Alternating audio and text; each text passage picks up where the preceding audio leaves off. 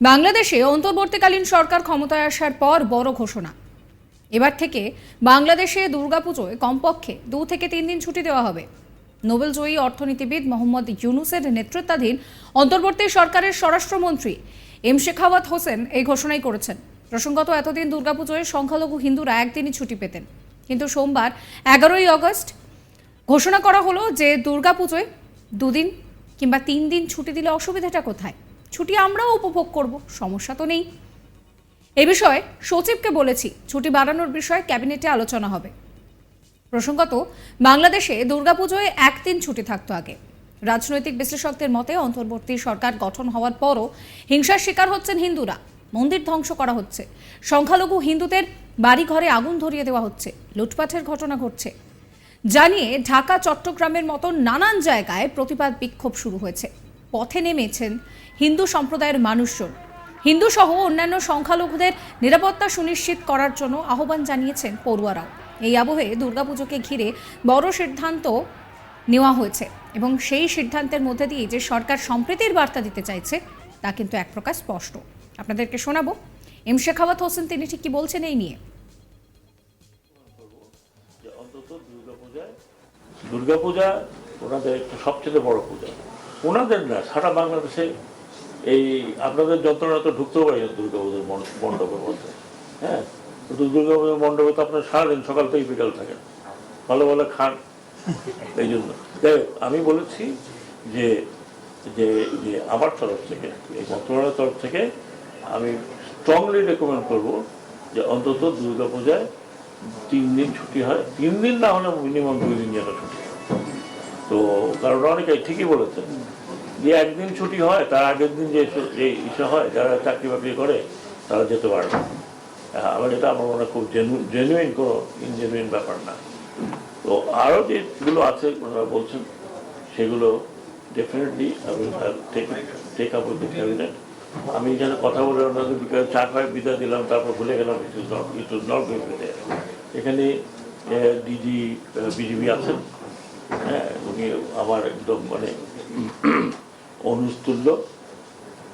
উনি নিজে আমাকে বলেছেন ভলান্টিয়ারলি যে ওনাদের যে সামনে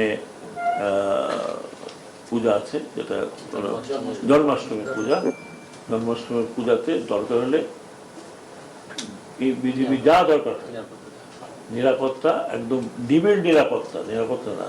আর আপনারা শোনেন 3 স্তর 4 স্তর, কোনো 4-5 স্তর নাই, নিবিড় নিরাপত্তা দিবে যাতে কোনো ধরনের কিছু না হয়। আমরা এখনই ডাইরেক্টিভ পাঠিয়ে দেবো ডিস্ট্রিক্টগুলোতে যে ডিসি সাহেবরা ওনারা দায়িত্ব নেবেন, যেখানে যেখানে হবে যতটুকু নিরাপত্তা দেওয়া দরকার। যদি পুলিশ কম হয় তাহলে অন্য কাউকে নিয়ে আসবেন, আনসার নিয়ে আসলে ডিস্ট্রিক্টে আমাদের যেখানে রিজনাল হেডকোয়ার্টার আছে, বিজিবির রিজনাল হেডকোয়ার্টার আছে, ওনারা চাইলে ওনারা ডেফিনেটলি পাবেন। আমি চাই না যে কোনো রকমের কোনো কী বলে থার্ড কলামিস্ট একটা কিছু করে আমাদের বদনাম করুক, দেশের বদনাম করুক, সেটা ওনারাও চান না। এবং এই যে বলে যে ওইদিকে চলে যাবো, তো ওনারাও জানে ওখানে গেলে সেকেন্ড ক্লাস সিটিজেন হয়ে কেউ থাকতে চায়, নিজের দেশের মধ্যে থাকতে চায়।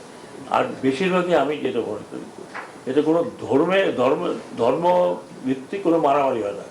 মারামারি হয় ওকে ভাগায় দিলে ওর জমিটা দখল করতে পারবো, এটা হলো পলিটিক্যাল লোকজন করে।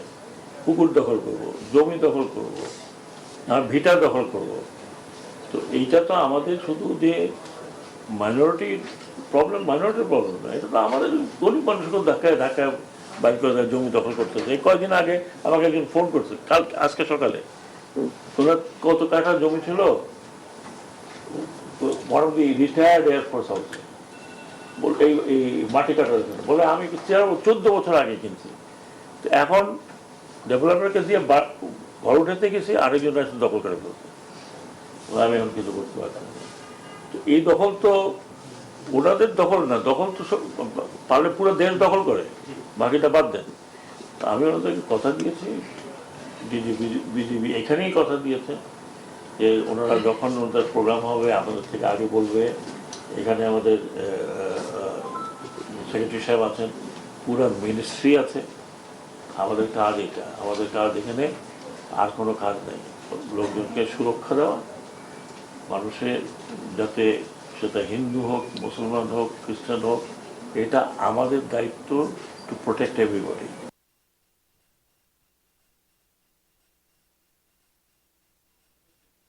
প্রসঙ্গত বাংলাদেশে সেখানে বৈষম্য বিরোধী আন্দোলনের জেরে শেখ হাসিনার সরকার পতনের পরই বাংলাদেশ জুড়ে শুরু হয়েছে হিন্দুদের ওপরে হামলা, বাড়িঘর জ্বালিয়ে দেওয়া হচ্ছে, মন্দির পুড়িয়ে দেওয়া হচ্ছে, বিভিন্ন জায়গায় অত্যাচার চলছে। আর এই অত্যাচারের বিষয়কে কেন্দ্র করে কিন্তু রীতিমতন আন্দোলনও তুখর হচ্ছে।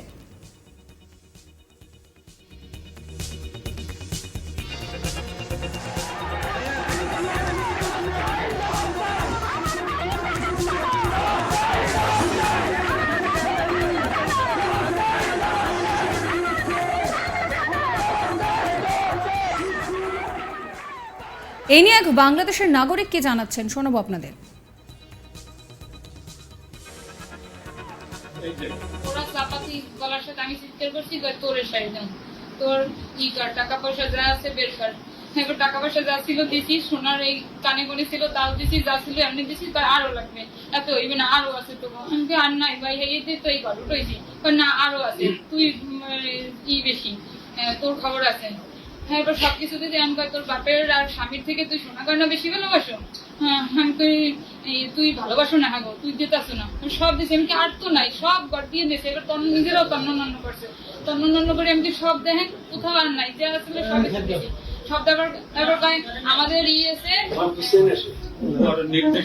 উপরে নির্দেশ আছে, তোরে কি কোন জায়গায় যেন একটা কথা বলছে আমার মনে নাই, যে তোরে 7 নঙে নিয়ে যাবো, এই জায়গা সেক্টরে 7 নং সেক্টরে নিয়ে যাবো, তোর বাপেরে কিন্তু এই করে শেষ করবে, আর তোর স্বামীরও শেষ করবে, তুই সবকিছু দিয়ে দে। আর তোরা যদি বাঁচতে চাও, এই জায়গায় থাকতে চাও, তোরা থাকতে পারবি না, কিন্তু জীবনে যদি বাঁচতে চাও তাইলে কালকে সকালে কেউ যেন না দেয়, এর আগে চলে যাবি।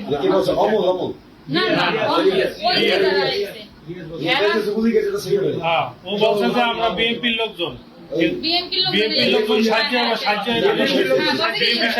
আমাদের উপর যদি অর্ডার আছে, নাইলে আমাকেও খবর বানাইবে।